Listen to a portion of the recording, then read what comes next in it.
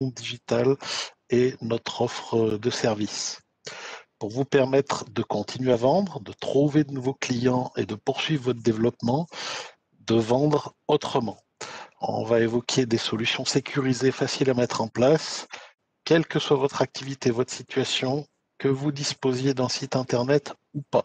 Et ça, c'est un des aspects importants de notre présentation, c'est que la vente en ligne, ça ne passe pas forcément par un site internet. Alors pourquoi est-ce qu'on veut vous parler de ça? Parce que notre comportement a changé, le comportement des clients a aussi changé. Nous sommes convaincus que ces changements seront durables et qu'il devient nécessaire donc de s'adapter à des nouveaux besoins. Vous avez peut-être déjà mis en place des solutions, vous réfléchissez peut-être sur le sujet. Nous allons vous présenter un maximum de cas d'usage pour vous permettre d'avancer dans votre réflexion. Donc, quand on parle vente en ligne, un des premiers aspects qu'il faut toujours prendre en compte et qui malheureusement ne l'est pas toujours, c'est tout ce qui est visibilité sur Internet et référencement. C'est pour ça qu'on veut commencer par aborder ce sujet avec vous. Internet, aujourd'hui, il est résolument rentré dans les mœurs comme le seul outil du quotidien pour nous rapprocher les uns des autres. C'est pour vous professionnels le principal moyen d'être en contact permanent avec vos clients. Et aujourd'hui, les parcours d'achat, ils comprennent quasi systématiquement un passage par le digital, même si cette étape n'est pas toujours visible au moment de l'acte d'achat. Par exemple, une recherche d'avis sur Internet, un comparatif produit ou un comparatif prix sur Internet avant la rencontre avec un professionnel, la recherche d'informations justement de commerçants ou d'artisans sur Internet, elle n'est pas forcément visible lors de l'acte d'achat. Pourtant, et ça, on le sait, Internet est utilisé à toutes les étapes du parcours d'achat hein, pour trouver un produit ou un service, même proche de chez soi, pour se renseigner, pour comparer. Ça, vous avez certainement tous déjà utilisé TripAdvisor ou d'autres solutions de comparaison pour contacter un professionnel ou tout simplement pour acheter. Là, dans la période qu'on vit, on a constaté quand même une forte accélération de la transformation digitale. On a constaté une banalisation du sans contact et du paiement mobile, l'explosion du click and collect. Nous, on a quelques chiffres. Ce qu'on sait, c'est que 42% des Français achètent davantage en ligne. Et en quelques mois, le nombre d'internautes acheteurs, il a augmenté de 2,5 millions pour atteindre aujourd'hui 43 millions d'internautes acheteurs. En fin de compte, d'ailleurs, en quelques mois cette année, on a gagné 5 ans de progression dans les usages digitaux. À notre sens, et ce qu'on en tire de ça, c'est que ça signifie que les projets digitaux, ils doivent obligatoirement être accompagnés d'une réflexion sur la communication commerciale digitale. Pour pérenniser votre activité, pour poursuivre votre développement, vous devez être présent là où les clients vous cherchent, c'est-à-dire vous assurer une visibilité digitale. Donc on va en parler. Où est-ce qu'on trouve ces clients? Où est-ce que ces clients sont susceptibles de vous rencontrer, de vous rechercher? Et ben en fait, c'est essentiellement sur les principaux carrefours d'audience du web que sont Google, Facebook. Bon, ça, ce sont les deux incontournables. Après, en fonction des différentes situations, vous pouvez passer sur d'autres carrefours médias comme Instagram, Waze ou TikTok. En premier lieu, Google. Google est forcément en tête. C'est le premier moteur de recherche dans le monde et de très loin en France. Il y a plus de 280 millions de recherches par jour. Donc, je vais vous donner un cas d'usage de visibilité digitale. Mon exemple, c'est celui d'un plombier qui est installé à Roanne et qui veut en fait se spécialiser dans les interventions d'urgence pour la réparation de fuites. En fait, sa clientèle, elle va le solliciter ou elle va le rechercher quand elle va constater une fuite, c'est-à-dire le matin ou à la fin d'après-midi en début de soirée. Il y a un deuxième élément à prendre en compte c'est que tout le monde est géolocalisable sur Internet. Alors quand on utilise un smartphone, c'est le GPS qui sert à ça. Mais en fait, quand on utilise une box pour se connecter, le lieu physique d'interconnexion entre la box et le réseau Internet sert à géolocaliser l'utilisateur. Ce qui veut dire qu'un plombier de Roanne qui veut être euh, en tête sur les recherches sur Google dans les 20 kilomètres autour de Roanne, le matin entre 5h et 7h et le soir entre 17h et 20h, c'est un type de positionnement qui peut tout à fait adopter sur Google. Et en termes de prix, parce que sa requête est limitée sur l'espace géographique et en termes d'heures, c'est quelque chose qui est tout à fait abordable. Ça ne lui coûtera pas plus cher que de la publicité par voie classique dans la presse quotidienne régionale et la presse locale. Donc, euh, pour sa visibilité digitale, pour trouver ses clients, ce plombier peut décider d'être en tête des recherches Google sur la zone de chalandise qu'il vise et aux horaires qu'il vise. Il faut savoir que 80% des requêtes des requêtes sur Google correspondent à cliquer sur l'un des 4 premiers liens. Donc être en tête, c'est vraiment important. Voilà, autre carrefour d'audience, Facebook, premier réseau social, plus de 35 millions de personnes par mois l'utilisent en France, c'est quand même énorme, avec depuis le début de la crise sanitaire, une utilisation des réseaux sociaux qui a augmenté de 61%. On sait par ailleurs, par la suite de sondages, que 30% des acheteurs en ligne sont prêts à acheter un produit directement sur un réseau social. Donc c'est quand même quelque chose qui est important en termes d'impact et avec des utilisateurs qui sont prêts à répondre aux sollicitations. Donc là aussi, vous pouvez trouver une clientèle, y compris locale. Donc le premier exemple, le premier cas d'usage de visibilité digitale, ça va être celui du restaurateur qui actuellement ne peut pas ouvrir sa salle, qui prépare des plats emportés et qui va publier tous les jours sur Facebook son menu. Et ça, Nadir vous en parlera un petit peu plus tard, il peut très bien mettre en face de son plat du jour un bouton de paiement qui permet aux personnes de réserver et de payer immédiatement pour être sûr de pouvoir récupérer ce plat à midi. Ça peut être aussi un vigneron qui entretient une relation avec une communauté de clients fidèles et qui en profite pour les informer de la sortie de ces nouveaux millésimes. Je pense là par exemple au Beaujolais de nouveau qui se rapproche. Pareil, le vigneron peut mettre en place un bouton de paiement destiné à cette opération commerciale. Un autre cas d'usage que je tire là de mon entourage, j'ai une amie qui voulait se faire un meuble sur mesure. En fait, elle a cherché sur Instagram, elle a trouvé un menuisier qui se trouve être dans le même arrondissement de Lyon qu'elle, et qui fait des meubles sur mesure, et qui, en termes de visibilité sur Instagram, il publie les photos de chaque meuble qu'il réalise sur mesure. Il n'y a pas de meilleur moyen de montrer ce qu'on est capable de faire et d'assurer une visibilité digitale. Troisième exemple, plus adapté, une solution comme Waze qui est quand même utilisée par un conducteur sur 3. Je pense là à quelqu'un qui ouvrirait une boulangerie ou une pizzeria près d'une voie rapide et qui compterait sur une clientèle d'automobilistes. Dans ce cas-là, cette personne, pour assurer sa visibilité digitale, il serait important pour elle plutôt d'utiliser Waze que Google.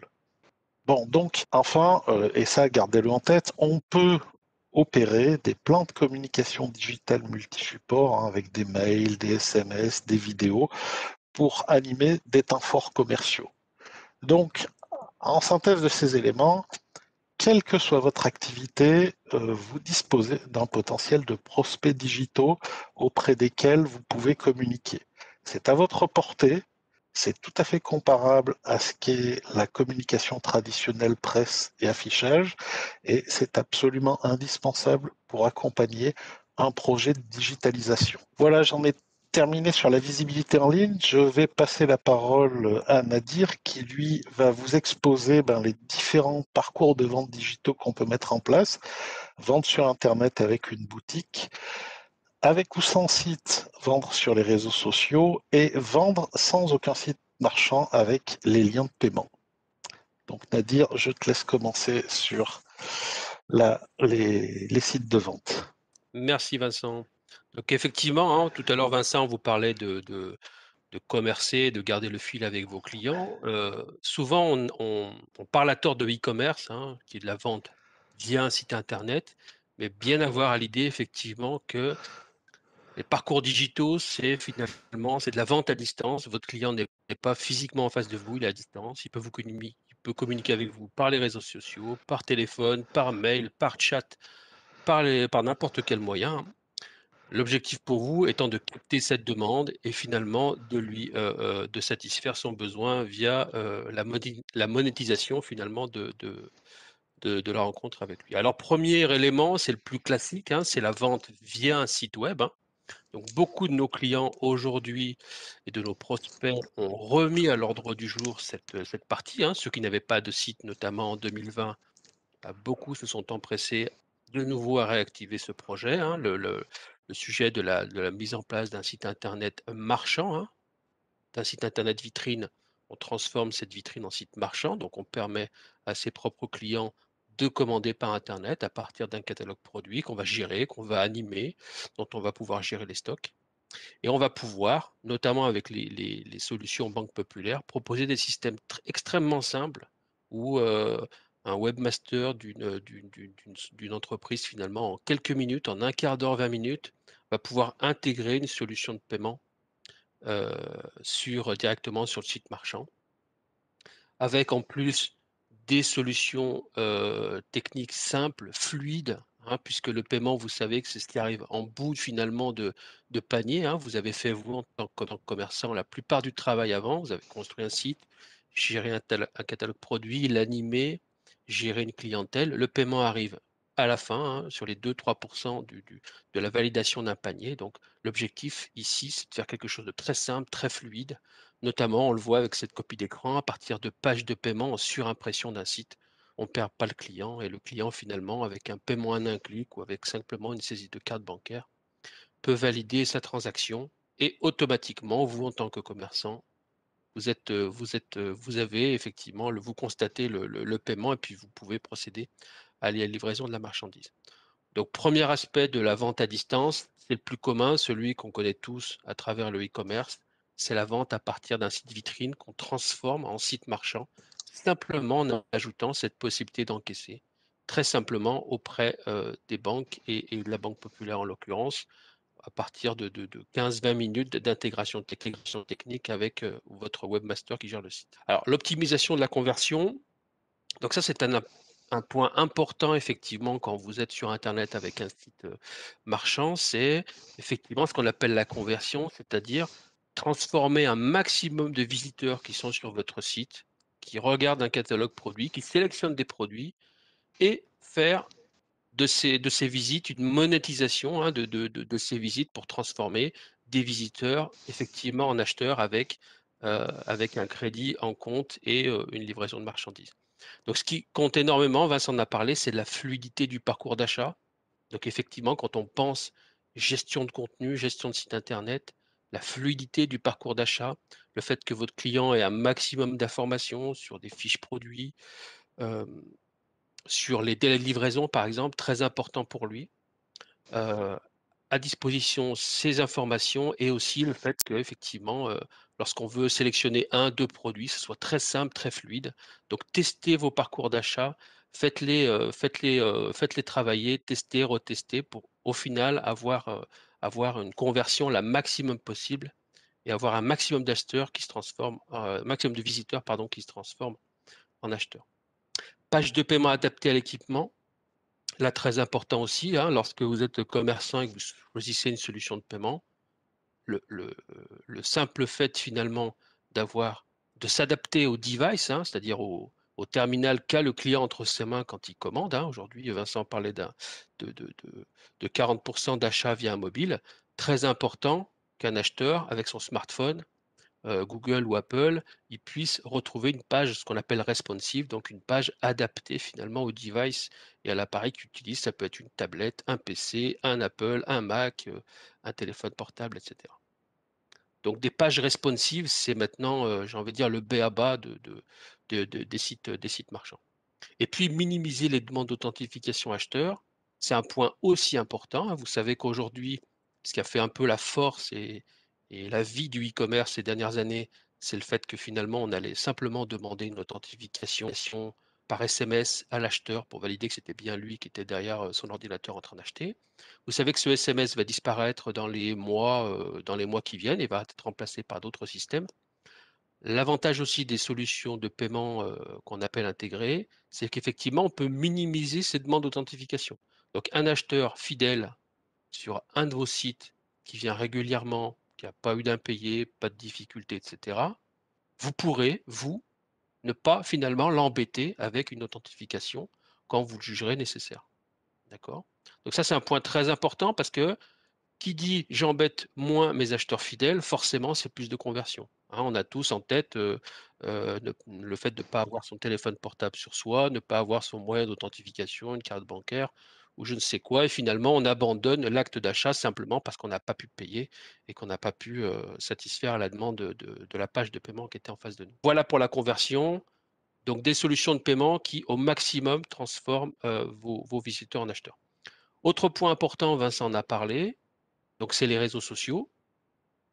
Donc là, on a pas mal d'exemples ces derniers mois, hein. Moi, j'ai en tête l'exemple d'une personne qui vendait des vêtements pour femmes en banlieue de Lyon et qui, avec effectivement le confinement, a perdu forcément tout le trafic en boutique, mais elle avait un fil Insta, un fil Facebook, donc elle a pu continuer à animer cette clientèle à distance et de pouvoir intégrer des boutons de paiement directement sur son catalogue Facebook ou Instagram.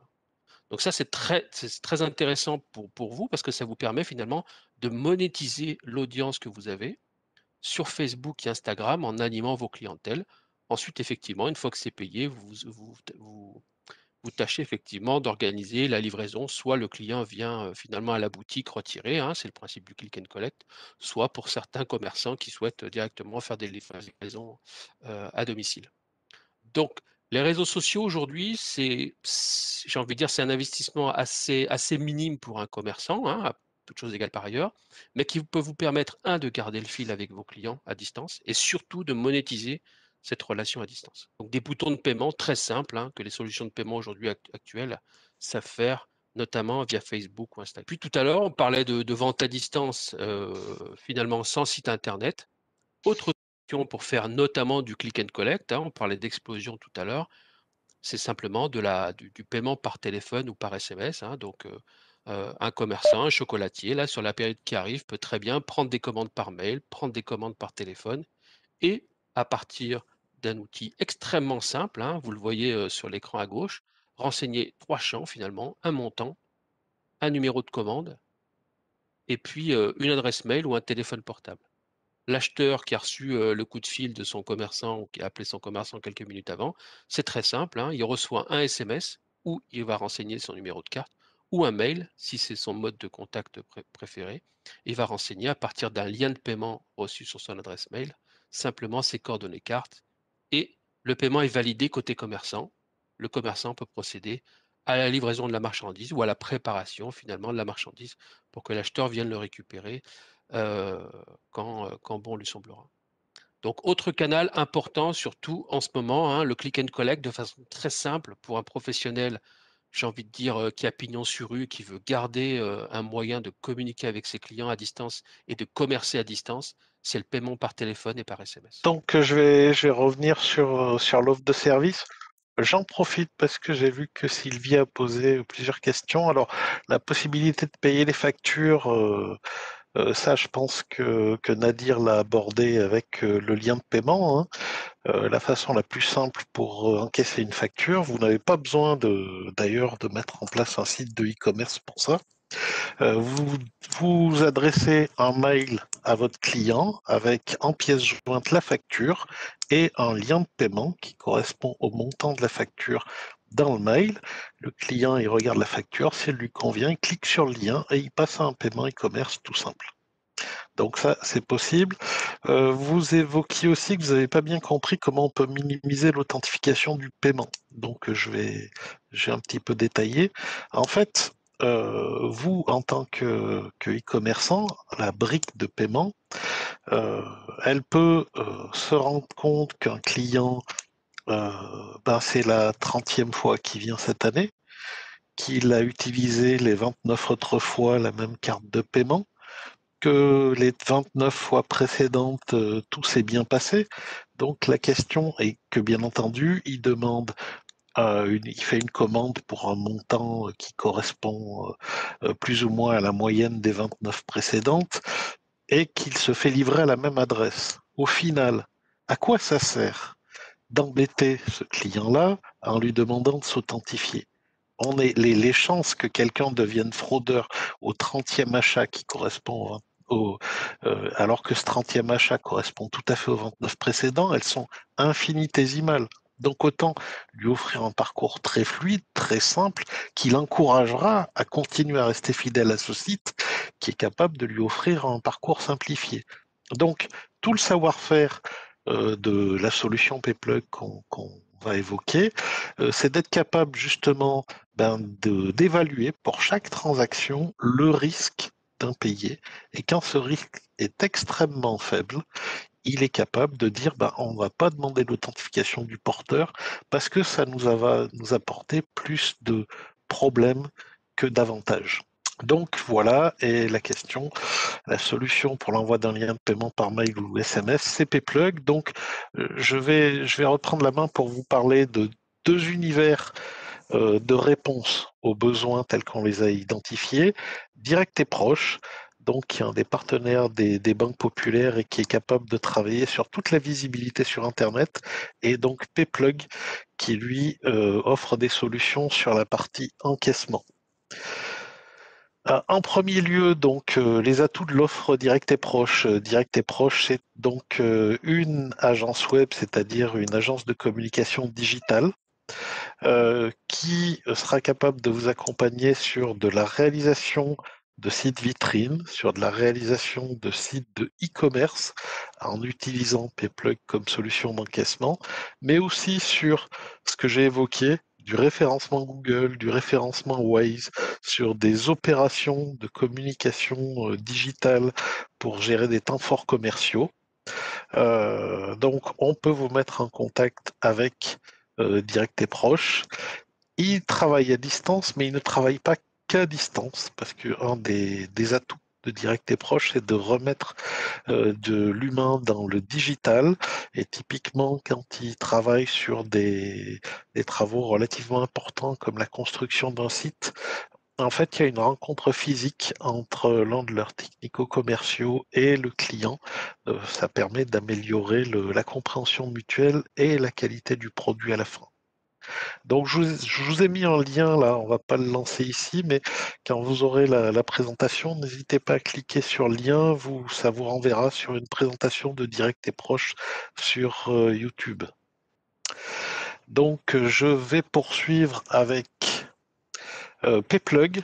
Donc, Payplug, solution d'encaissement qui est capable de répondre à tout ce qu'on a évoqué, c'est-à-dire une brique de paiement pour le e-commerce avec toutes ces techniques pour optimiser la conversion, la création de boutons de paiement qu'on peut utiliser sur les réseaux sociaux ou la création de liens de paiement qu'on peut donc envoyer par email, par SMS.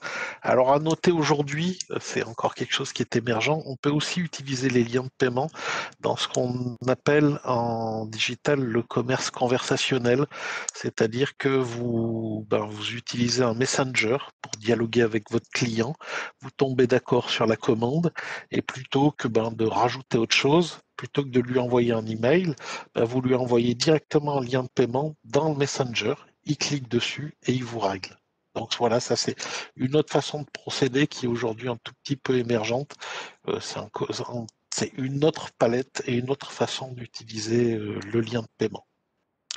Donc, Payplug, qu'est-ce qu'il va vous apporter? Ça, Nadir l'a évoqué, de la simplicité, puisqu'en fait, Payplug a développé des modules qui permettent d'être compatibles avec la quasi-totalité des outils du marché qui permettent de développer des sites. Tout ça pour dire qu'en quelques minutes, on peut intégrer Payplug sur la plupart des sites de e-commerce. Et là, on parle de minutes. On ne parle pas d'heures ou de journées. Un réel accompagnement, puisque en fait, Payplug s'est donné pour mission d'accompagner ses clients dans le e-commerce et pas dans la technique. C'est-à-dire que vous pouvez appeler Payplug pour leur demander des conseils ou de l'orientation sur l'usage qu'on peut faire de leurs produits plutôt que sur leur fonctionnement. Et deuxième chose, ils sont capables de vous donner du support en français et par téléphone. Alors ça, je le précise parce que il y a des concurrents aujourd'hui sur le marché qui ne donnent du support qu'en email et en anglais. Et donc, bon, tout le monde sait plus ou moins bien parler anglais. Quand tu as échangé avec un technicien pour bien comprendre la solution à un problème en anglais par email, ça, tout le monde ne sait pas le faire et il y a déjà beaucoup moins de monde qui sait le faire. Avec Payplug, qui est une société française, filiale à 100% du groupe des banques populaires, vous aurez du support en français et par téléphone. Dernier point, une solution qui est orientée conversion, hein, ça on l'a évoqué sur des pages de paiement qui sont personnalisables et responsives. La sécurité telle qu'on peut l'attendre d'un produit de ce type et d'un produit bancaire. Donc là, c'est pareil, je vous ai mis un lien avec un témoignage client sur Payplug. Donc, je vois une question sur les coûts. Alors les coûts, si vous voulez, c'est tout simple. Les tarifs de Payplug, ils sont publics. Vous pouvez aller sur Google, vous tapez Payplug tarif, vous obtiendrez la tarification publique qui est sur le modèle un abonnement mensuel qui est assez modeste et des frais de transaction qui sont avec un petit fixe et un pourcentage en fonction du montant de transaction. Sachez par contre que, étant donné que c'est une de nos filiales, si vous souscrivez par l'intermédiaire des banques populaires, bien entendu, ce sera moins cher que la tarification publique. Voilà, je crois que pour ce qui me concerne, hein, j'ai fait le tour de ce que je voulais dire.